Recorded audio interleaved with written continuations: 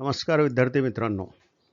Ability enhancement course क्षमता सुधारणा अभ्यासक्रम या अंतर्गत BSc प्रथम वर्ष प्रथम सत्राच्या मराठी विषयातील भाषेची लक्षणे किंवा वैशिष्ट्ये या मुद्द्याचा आपण या व्हिडिओमध्ये अभ्यास करणार आहोत. हा अभ्यास भाषा अभ्यासकांसाठी आणि विविध स्पर्धा परीक्षेसाठी अत्यंत उपयुक्त आहे. भाषेची लक्षणे किंवा वैशिष्ट्ये ही पुढील प्रमाणे आहेत. 1. प्रतिकात्मकता, सिम्बॉलिझम ज्याला म्हणता येईल. 2. सामाजिकता, सोशल अस्पेक्ट. परिवर्तनशीलता, डायनॅमिक नेचर. व्यवस्थितता, सिस्टमॅटिक नेचर. सर्जनशीलता, क्रिएटिव्हिटी. अभिव्यक्ती क्षमता, एक्सप्रेसिव्हनेस. अभ्यासता, लर्निएबिलिटी. आंतरसांस्कृतिकता, इंटरकल्चरॅलिटी. माध्यमिकता, मीडियम. या सर्व मुद्द्यांचा विस्तृत अभ्यास आपण पुढच्या भागात पाहणार आहोत. विद्यार्थी मित्रांनो, या भाषेची लक्षणे किंवा वैशिष्ट्ये या व्हिडिओच्या पहिल्या भागामध्ये आपण पहिले 3 जी वैशिष्ट्ये आहेत, प्रतिकात्मकता, सामाजिकता आणि परिवर्तनशीलता, यांचा अभ्यास करू.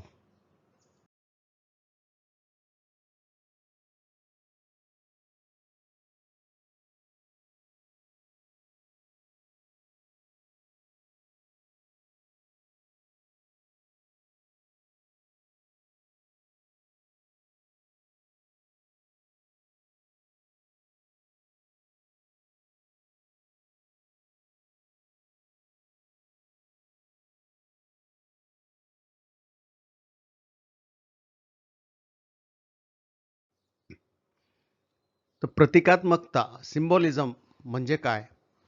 भाषा ही प्रतीकांच्या माध्यमातून व्यक्त होते. शब्द हे ध्वनिचिन्ह असतात जे विशिष्ट अर्थ दर्शवतात. या प्रतिकात्मकतेमुळे भाषा लक्षात घेता येते, समजून घेता येते. भाषेची प्रतिकात्मकता म्हणजे भाषा ही ध्वनी, चिन्हे किंवा शब्द यांचा वापर करून आपले विचार, भावना, संकल्पना किंवा विविध वस्तूंचे प्रतिनिधित्व त्याला देता येते. प्रतिकात्मकता ही भाषेची एक महत्त्वपूर्ण असे वैशिष्ट्य आहे, कारण ती आपल्या अव्यक्त भावना, विचार आणि संकल्पनांना अभिव्यक्त करण्यास मदत करते. उदाहरणार्थ, पुस्तक हा शब्द एक विशिष्ट वस्तूचे प्रतिनिधित्व करतो. जेव्हा आपण पुस्तक हा शब्द ऐकतो किंवा वाचतो, तेव्हा आपल्या मनात एक विशिष्ट प्रतिमा तयार होते. या शब्दाने प्रत्यक्ष पुस्तकाचा अनुभव न घेता त्याची संकल्पना आपल्या मनामध्ये येते. दुसरं उदाहरण घेऊ. हृदय हे एक प्रतीक आहे जे प्रेम किंवा भावना यांचे प्रतिनिधित्व करते. जसं फ्लॅग हा शब्द एक विशिष्ट देशाचे प्रतीक आहे. जेव्हा आपण कोणत्याही देशाचा ध्वज पाहतो, तेव्हा तो देश, त्याच्या संस्कृती आणि मूल्यांची आठवण करून देतो. भाषेच्या प्रतिकात्मकतेमुळे आपण आपल्या विचारांना, भावनांना आणि जगाच्या अनुभवांना शब्दांद्वारे आकार देऊ शकतो, ज्यामुळे संवाद साधणे सहज शक्य होते. सामाजिकता. भाषा ही सामाजिक व्यवहारासाठी महत्त्वाचे साधन आहे. ती समाजातील व्यक्तींना एकमेकांशी संवाद साधण्याची आणि विचारांची देवाणघेवाण करण्याची संधी देते. भाषेची सामाजिकता म्हणजे भाषा ही समाजातील व्यक्तींमध्ये संवाद साधण्याचे एक साधन आहे. भाषा ही फक्त वैयक्तिक विचारांची अभिव्यक्ती नसून ती समाजाच्या विविध घटकांमध्ये सहजीवन, सांस्कृतिक आदानप्रदान आणि परस्पर संवाद साधण्यासाठी वापरली जाते. भाषेची सामाजिकता लक्षात येण्यासाठी आपण त्याची काही वैशिष्ट्ये पाहूया. संवादाचे माध्यम. भाषा ही समाजातील व्यक्तीमध्ये संवाद साधण्याचे मुख्य साधन आहे. लोक एकमेकांशी बोलण्यासाठी, विचारांची देवाणघेवाण करण्यासाठी आणि सहकार्य साधण्यासाठी भाषा वापरतात. सांस्कृतिक ओळख. प्रत्येक समाजाची स्वतःची भाषा किंवा बोली असते, जी त्या समाजाच्या संस्कृतीची ओळख निर्माण करते. भाषा ही समाजाच्या परंपरा, रीतिरिवाज, विश्वास आणि मूल्ये यांचे वाहक असते. समूहाची एकता. भाषा समाजातील लोकांना एकत्र आणते. एकाच भाषेचा वापर करणारे लोक एकाच समूहाचा भाग मानले जातात आणि त्यामुळे त्यांच्यात एकात्मता आणि सामुदायिक भावना निर्माण होते. सामाजिक नियंत्रण. भाषा समाजातील नियम, कायदे आणि मूल्ये यांचे पालन करण्यासाठी वापरली जाते. शिक्षण, धर्म, प्रशासन आणि न्यायव्यवस्था यासारख्या सामाजिक संस्थांमध्ये भाषेचा वापर महत्त्वाचा असतो. परिवर्तनशीलता. समाजाच्या गरजेनुसार भाषा बदलते. समाजातील नवीन संकल्पना, तंत्रज्ञान आणि प्रवृत्तींना सामावून घेण्यासाठी भाषा सतत बदलत असते. भाषा ही समाजाच्या अस्तित्वाचा अविभाज्य भाग आहे. ती समाजातील व्यक्तींना एकत्र आणते, विचारांची देवाणघेवाण साधते आणि समाजाच्या सांस्कृतिक ओळखीचे जतन करते. परिवर्तनशीलता. भाषा सतत बदलत असते. कालांतराने नव्या शब्दांचा समावेश, व्याकरणातील बदल आणि उच्चारणातील बदल यामुळे भाषा बदलत जाते. भाषेची परिवर्तनशीलता म्हणजे भाषा ही कालानुसार आणि परिस्थितीनुसार सतत बदलत राहते. कोणतीही भाषा स्थिर नसून ती विविध सामाजिक, सांस्कृतिक, तांत्रिक आणि आर्थिक घटकांच्या प्रभावामुळे बदलत असते. भाषेची परिवर्तनशीलता म्हणजे भाषा सतत नवीन शब्द, अर्थ आणि रचना आत्मसात करते. जुन्या शब्दांचा वापर कमी होतो किंवा त्यांचा अर्थ बदलतो. भाषेच्या परिवर्तनशीलतेची काही वैशिष्ट्ये आहेत, जसं नवीन शब्दांचा समावेश. तंत्रज्ञान, विज्ञान आणि संस्कृतीत झालेल्या नवकल्पनांमुळे भाषेत नवे शब्द निर्माण होतात. उदाहरणार्थ mobile, internet, email, handset, data हे शब्द गेल्या काही दशकामध्ये भाषेमध्ये समाविष्ट झाले आहेत. शब्दांचा अर्थ बदलणे. काही शब्दांचे अर्थ कालानुसार बदलतात. उदाहरणार्थ कूल हा शब्द पूर्वी फक्त थंडावा दर्शवण्यासाठी वापरला जात असे, पण आता तो छान किंवा आकर्षक या अर्थाने आपण वापरतो. प्रादेशिक आणि सांस्कृतिक प्रभाव. भाषा भिन्न प्रादेशिक आणि सांस्कृतिक प्रभावामुळे बदलते. एखादी भाषा विविध भागांमध्ये विविध बोली किंवा उपभाषा स्वरूपात विकसित होऊ शकते. तंत्रज्ञानाचा प्रभाव. तंत्रज्ञानाच्या प्रगतीमुळे भाषेचा वापर आणि तिची रचना देखील बदलत आहे. सोशल मीडियावरची भाषा, शॉर्टकट्स, इमोजी यांचा वापर यामुळे संवादाची पद्धतच बदलली आहे. सामाजिक परिवर्तन. समाजातील बदलांचे प्रतिबिंब भाषेत दिसून येते. उदाहरणार्थ लिंग समानता आणि समावेशिता यांचा प्रभाव भाषेवर पडत आहे.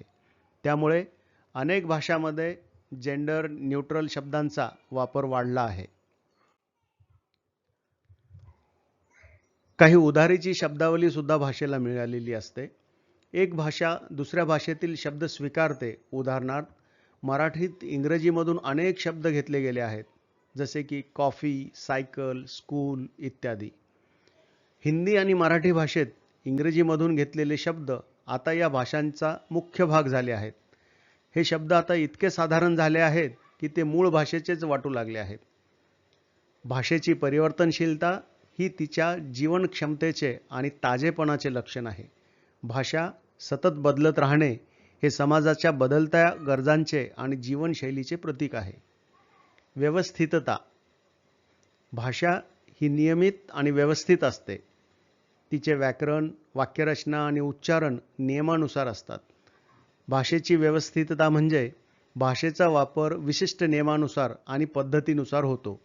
भाषा ही एक सांकेतिक प्रणाली आहे, ज्यामध्ये प्रत्येक घटकाची एक ठराविक भूमिका असते आणि या घटकांमध्ये एक विशिष्ट क्रम, रचना आणि अनुक्रम असतो. या नियमामुळे भाषा संवादासाठी सुसंगत आणि समजण्याजोगी होते. भाषेची व्यवस्थितता काही प्रमुख घटकांद्वारे समजली जाऊ शकते, जसे की व्याकरण. प्रत्येक भाषेला एक व्याकरण असते, ज्यामुळे शब्दांच्या रचनेचे आणि वाक्यरचनेचे नियम ठरतात. व्याकरणाच्या मदतीने वाक्य तयार होतात आणि त्यांचा अर्थ स्पष्ट होतो. उदाहरणार्थ मराठीमध्ये मी शाळेत जात आहे हे वाक्य योग्य क्रमाने आणि नियमानुसार बनलेले आहे. शब्दरचना. भाषेत शब्दांना विशिष्ट रचनेत ठेवून वाक्य तयार केली जातात. शब्दांचे विविध प्रकार, नाम, सर्वनाम, क्रियापद, विशेषण इत्यादी आणि त्यांचे कार्य यांचे स्पष्ट असे नियम असतात. ध्वनिशास्त्र. प्रत्येक भाषेचे ध्वनी स्फोटक, अर्धस्वर, दीर्घ, ऱ्हस्व ठरलेले असतात. ध्वनींचा हा विशिष्ट क्रम आणि उच्चार भाषेची व्यवस्थितता दर्शवितो. उदाहरणार्थ, मराठी भाषेत क, ख, ग, घ हे स्वर ध्वनींच्या नियमानुसार येतात. अर्थशास्त्र. शब्दांचे अर्थ आणि त्यांचा वापर हा देखील ठराविक असतो. यामुळे संवाद अधिक स्पष्ट आणि अर्थपूर्ण होतो. शैली आणि रूप. भाषेच्या शैलीची आणि रूपांची, मूल रूप किंवा विकार रूप, उपपद इत्यादी ही जी नियमबद्धता वाक्यरचनेत दिसून येते, यामुळे भाषेचा वापर एकसंघ आणि सुसंगत राहतो. संवादाच्या पद्धती. संभाषणात, लेखनात किंवा इतर कोणत्याही माध्यमात संवाद करण्याच्या पद्धती ठरलेल्या असतात. यामुळे संवाद सुसंवादित राहतो. उदाहरणार्थ, इंग्रजीत the cat sat on the mat हे वाक्य म्हणजे एका ठराविक क्रमाने विषय, पदपात्र, क्रियापद असलेल्या नियमांचे पालन आहे. जर या क्रमात बदल केला तर वाक्याचा अर्थ बदलू शकतो किंवा तो समजायला अवघड होऊ शकतो. सारांश. भाषेची व्यवस्थितता म्हणजे भाषेच्या सर्व घटकांचा वापर एक निश्चित आणि सुसंगत पद्धतीने होतो. ही व्यवस्थितता भाषेला एकरूपता आणि अर्थपूर्णता प्रदान करते, ज्यामुळे ती संवादासाठी प्रभावी ठरते. विद्यार्थी मित्रांनो, उर्वरित लक्षणांचा, वैशिष्ट्यांचा अभ्यास आपण भाग 2 मध्ये करणार आहोत.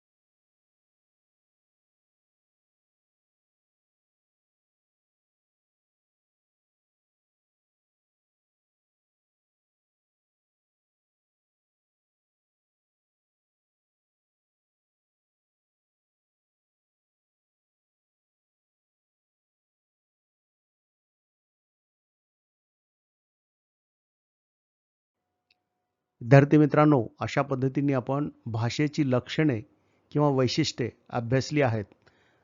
आपण या व्हिडिओचा अभ्यास करावा. आपल्याला आवडल्यास आपल्या मित्रांनाही या व्हिडिओची लिंक पाठवावी आणि YouTube चॅनलला सबस्क्राईब करावे. धन्यवाद.